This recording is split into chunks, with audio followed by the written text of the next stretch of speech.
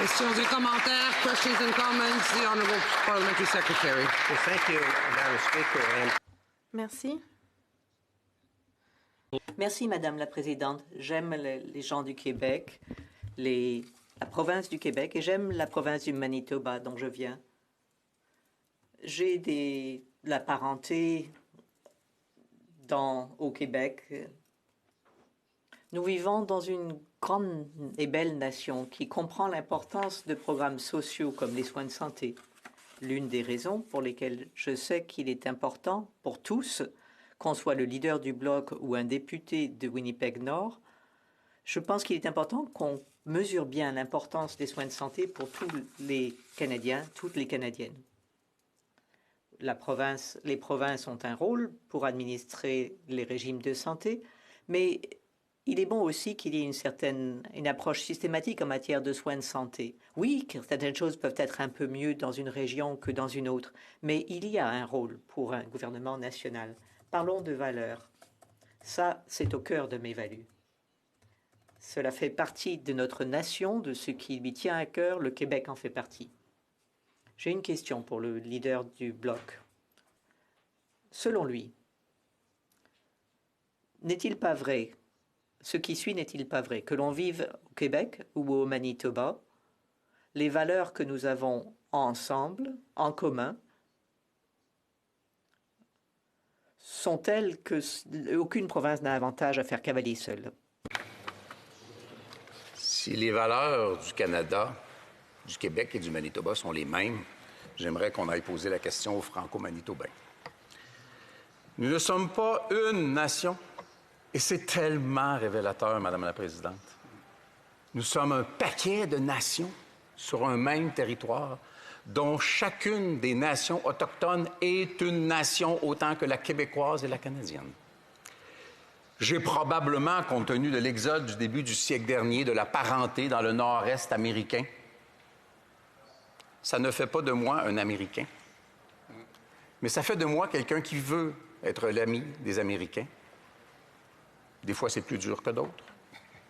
De la même manière qu'au lendemain d'une indépendance que je souhaite prochaine, je voudrais demeurer l'ami des Canadiens. Et ce que nous avons en commun comme valeur nous fera agir ensemble de façon librement consentie. Le Canada pose des gestes conjointement avec le Danemark, qui sont quelques millions. Ça ne fait pas en sorte que le Danemark fasse partie du Canada, ni le contraire.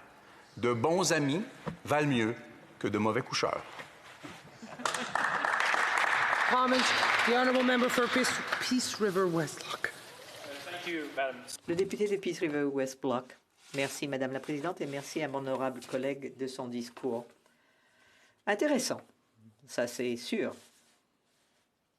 L'une des questions qu'il a abordées, une chose dont à quoi le gouvernement tient, c'est l'idée d'autodétermination. Les libéraux se gargarisent du mot l'autodétermination, mais sur le terrain, dans ma province ou dans d'autres, il semblerait que le gouvernement ne soit pas à l'aise quand les peuples autochtones s'autodéterminent. Qu'en pense le député? Je m'en désole, Madame la Présidente, je m'en désole. J'ai l'impression que l'autodétermination pour le gouvernement, c'est une voiture qui se conduit tout seul. C'est pas ce dont il s'agit. C'est le droit pour une nation, pour un peuple, une nation qui se définit elle-même. C'est à une nation de dire « je suis une nation ». Il y a 300 quelques Naskapis dans le nord du Québec. Ils sont une nation, comme les 8,4 millions de Québécois sont une nation. Une nation se définit elle-même. Mais les nations ont tout le droit à l'autodétermination, mais très peu d'entre elles, la vérité, très peu d'entre elles veulent l'entièreté. Je ne sais pas lesquelles, parmi toutes les nations existantes qui forment des sous-ensembles dans un grand nombre de pays, je ne sais pas lesquelles veulent être totalement indépendantes avant de faire des alliances par traité avec leurs collègues, comme l'Union européenne en est un exemple patent, évident, encourageant à certains égards. Certaines veulent juste davantage de pouvoir. Les Bretons veulent protéger leur langue, tout comme les Corses. L'autodétermination, ce n'est pas l'obligation de l'indépendance, c'est le droit à l'indépendance.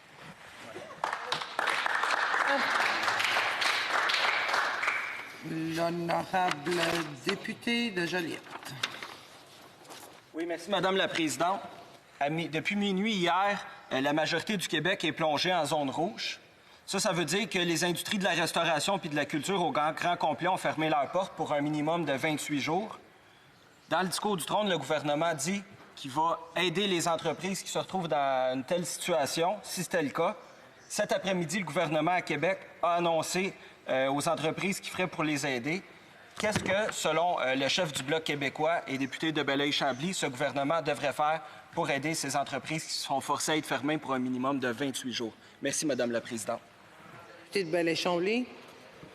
Merci, Madame la Présidente. La différence entre une question plantée bloquiste et une question plantée libérale, c'est que je ne la connais pas à l'avance et que personne n'a écrit ma réponse.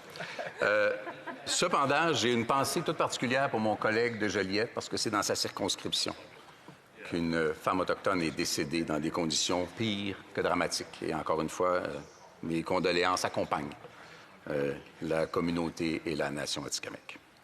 Qu'est-ce que le gouvernement fédéral peut faire? Dans bien des cas, mon premier réflexe, c'est de dire de se mêler de ses affaires. Mais dans ce cas-ci, on a travaillé ensemble et on s'est dit qu'un moyen efficace, rapide, compris par les entreprises et leurs comptables, c'est le crédit d'impôt. Des crédits d'impôt sur les frais fixes avec un certain plafond de dépenses. Toute forme de frais fixes admissible, la palette pourrait être large, s'ajusterait à la nature des activités, à la perte d'activité économique momentanée de chacune des entreprises. Ça relèverait d'une fiscalité fédérale, ce serait donc entièrement légitime et je pense que c'est par là qu'il faut aller. Questions and comments, the honourable member for Windsor-West. Question commentaire, l'honorable député de Windsor-West. Real quick question to my colleague. Where I represent is over 300 years of francophone.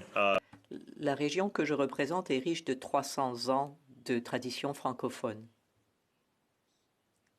La plus grande partie de la population travaille à élargir les liens.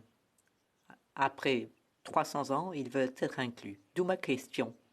Qu'est-ce que le chef du Bloc a à dire à ces gens en face de Détroit, Pontiac et Windsor-West? On a parmi les plus grosses concentrations francophones en dehors du Québec. Nous en sommes fiers. Ils veulent faire partie du Canada. Qu'est-ce que le chef a à leur dire? Mon amitié indéfectible. Il y a plusieurs niveaux d'intervention en matière de solidarité entre francophones. En fait, on dirait 4. Il y a une solidarité internationale qui existe. L'Organisation internationale de la francophonie est une organisation de premier plan. Il y a, bien sûr, à l'autre extrême, le Québec qui a une volonté qui lui est propre. Je pense que la meilleure affaire qui peut arriver aux autres francophones de l'Amérique, c'est en effet un Québec souverain. Pourquoi? Parce qu'il est fort, parce qu'il est un pôle francophone. Et ça ne présume pas du choix des autres. Ça ne présume pas du choix des autres. Et c'est ainsi qu'on peut être les meilleurs amis. On a souvent exprimé notre solidarité et notre amitié envers les francophones de l'extérieur du Québec. Et à l'échelle continentale à laquelle le député réfère, je dirais que c'est de créer des liens, et on y travaille déjà, la pandémie nous a ralenti beaucoup, créer des liens durables et amicaux, sans contrainte institutionnelle pour l'ensemble des francophones de l'Amérique. Questions and comments. The honourable member. What's his? No, sorry. I have a colleague online. Sorry? Tim's Heads, yes, please. King's Heads. Question commentaire, l'honorable collègue député de King Hens. Je voudrais remercier mon honorable collègue de son discours et de son intervention. Manifestement, nous avons des idéologies différentes en matière de fédéralisme au pays. Je suis quant à moi very fier d'être habitant de Nouvelle-Écosse. Lui est fier de venir du Québec, j'en ai conscience. J'ai une question. Il a mentionné l'agriculture dans son discours. Ne reconnaîtrait-il pas que dans le discours du trône, il a beaucoup été question de capacité régionale, de régie de l'offre?